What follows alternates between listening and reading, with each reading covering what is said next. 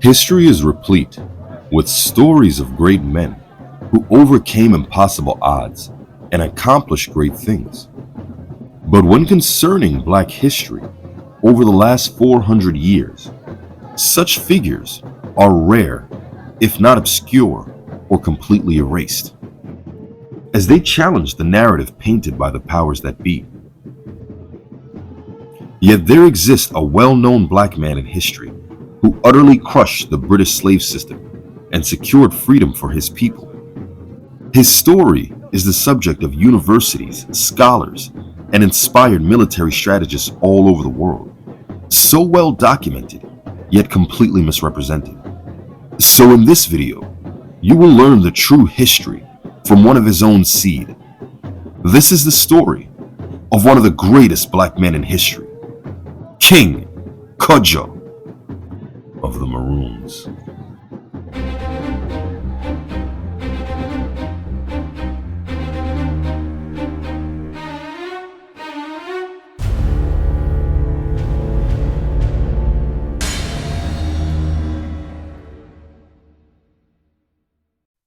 King Cudjoe of the Maroons was born on January 6th, 1659, in the great Negro town in the Blue Mountains of Jamaica. According to Kojo himself, he was the son of a Fanti prince from Ghana named Nakwan, who was captured along with 600 of his people and sold into slavery by the Spaniards in the 1640s. Nakwan would escape 5 days later and join the Taino Maroons in the Blue Mountains. It was here that Kojo and his siblings would be born.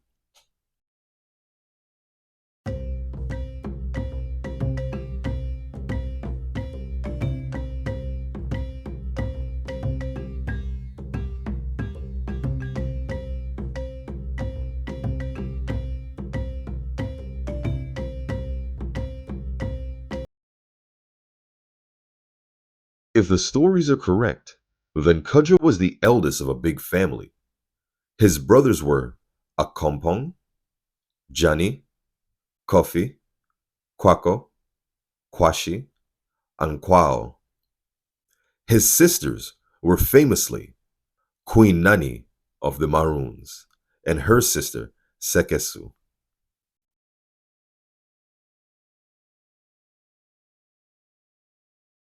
The name Kojo means born on a Monday, and we can see that indeed 1659 January 6th was a Monday. It is also associated with peace, which is almost prophetic when you consider the end of his life, as you will soon see. Kojo stood about 6 feet tall. He was very dark and by all accounts, rather handsome. He was skinny, but muscular and chiseled, with long, lanky limbs, a feature that tends to be definitive of his descendants to this day, including myself. He is often drawn with a hat, but he has also been depicted with short hair and even bald in his later years. It is likely that he went through all the hair changes that most Black men do. It is also said that his hair went gray or even white rather early. Kojo was always the life of the party. He was funny. He loved to sing and dance. The man who would famously become the feared king of the mountains was rather fearful and anxious all the time. He feared for the freedom and lives of his loved ones, and this is what caused his early reign. But bravery is not a lack of fear. It is how one responds resolute in the face of fear.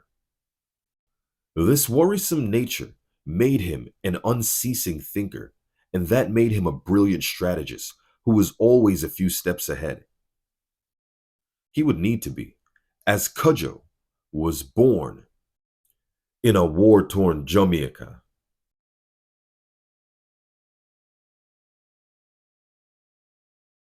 Young Cudjoe. When Cudjoe was young, much of Jamaica was unsettled, and Cudjoe and his father frequently traveled from east to west of the island barefooted to avoid detection. This was so he could know the terrain, and knowing the terrain has been cited as one of the major factors that Maroons were victorious, and Cudjoe would later become famous for this knowledge. Cudjoe was raised in a traditional Akan community, though there were elements of Taino and Moorish culture, as well as other African ethnicities such as Igbo, Makongo, and Madagascan. But the Akan, or Coromantes, were more numerous in Jamaica. Thus, the culture of the Maroons is predominantly Akan. Twi was his native tongue, but he may have understood other languages as well. As he got older, he spoke a Pidgin language known as Coromantee, which is predominantly Twi with elements of Spanish, Arawak, Bantu, and Kikongo. Eventually, he would learn some English, but was never truly fluent. Training and tactics. His father, who had shepherded the Maroons in the mountains for decades, raised Cudjoe to do the same, knowing Cudjoe was the future of the war. He taught him skills he would later become famous for, most notably the skill that won the war, the art of camouflage. Using the leaves of trees, they made suits out of tree leaves that helped them blend into their surroundings. This technique goes all the way back to Africa, especially in Ghana, and it was used by Maroons all over the Americas since 1492 to defeat the Spanish, the French, the Dutch, and Cudjoe would use it to crush the British. The French would invent camo based on this concept. So we Maroons wear camo every January 6th to honor Cudjoe, and we turn our noses up because we know that the inspiration for camo worldwide was the Maroons handing the Bakra Dembati. Maroons would lay in wait in camouflage, then ambush their enemies and disappear, making their enemies pursue them into traps. This is how a few Maroons could defeat many troops without losing a soul.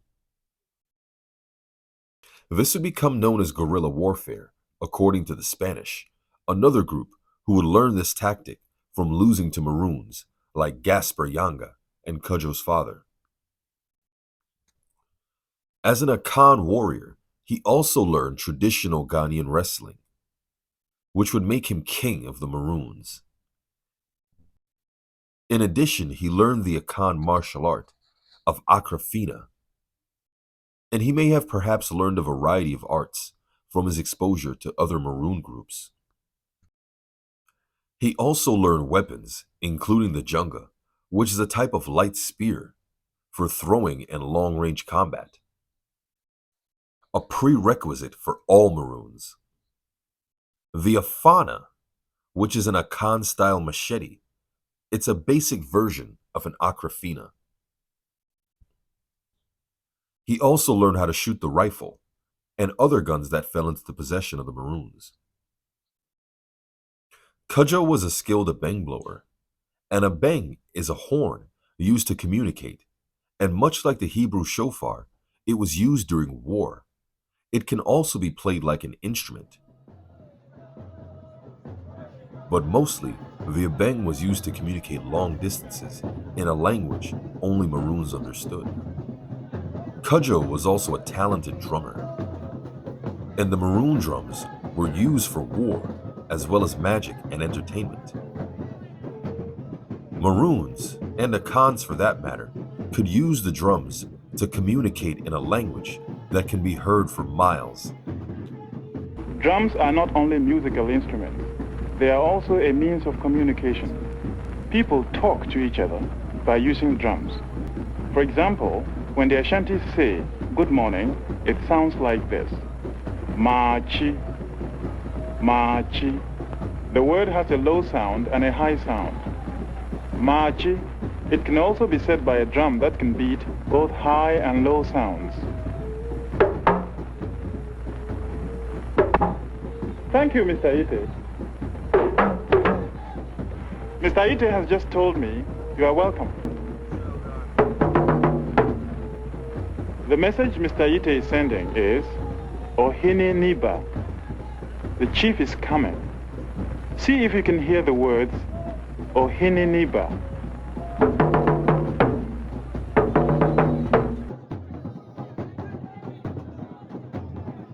Sailor. Kojo grew up during the golden age of piracy, and he was no stranger to the sea, as Jamaica was a hub for pirate activity. According to Maroon family history, Prince Naquan was a buccaneer attacking the Spanish Main. Buccaneers were freebooting pirates who carried out attack on the Spanish during the late 1650s to 1720.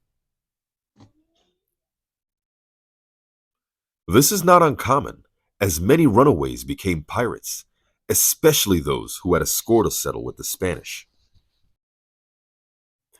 As evidence of the heavy influence of Maroons on the golden age of piracy, both the name buccaneer and the act of pirates marooning people came directly from the Maroons of Jamaica and the Caribbean. The term buccaneer is derived from the Caribbean Arawak word buccan, which refers to a wooden frame on which Tainos and Caribs slowly roasted or smoked meat. Traditionally, the wood is green pimento wood. Those who are familiar with this style know it as Jamaican jerk.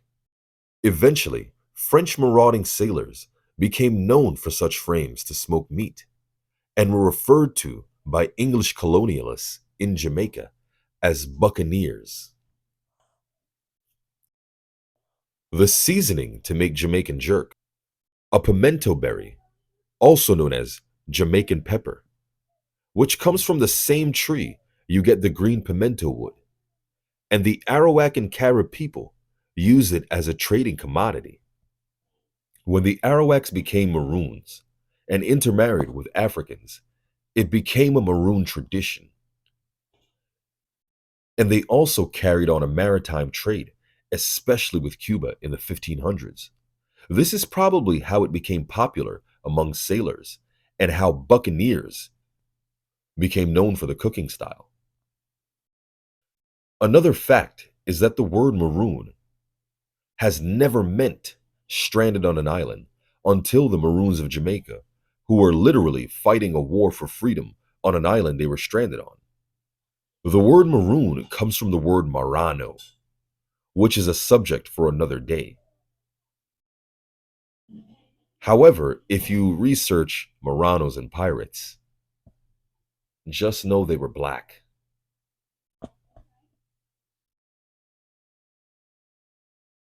By definition, the original buccaneers are the Taino Maroons of Jamaica. But in European terminology, a buccaneer is seen as an outlaw French sailor who mostly hangs with Negroes and Indians and became famous for their cooking culture.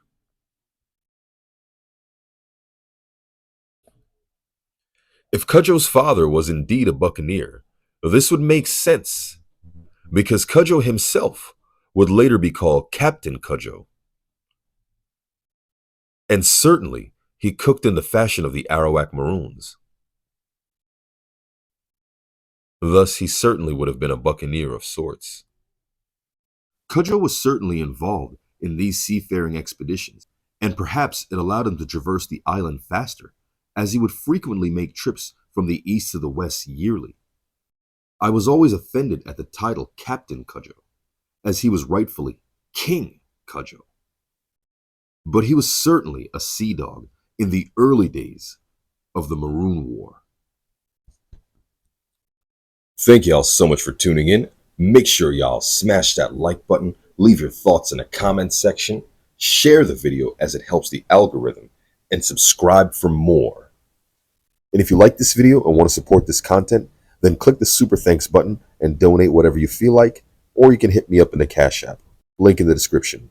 Special thanks to my sources, Maroon Family History, and these 3 books, link in the description.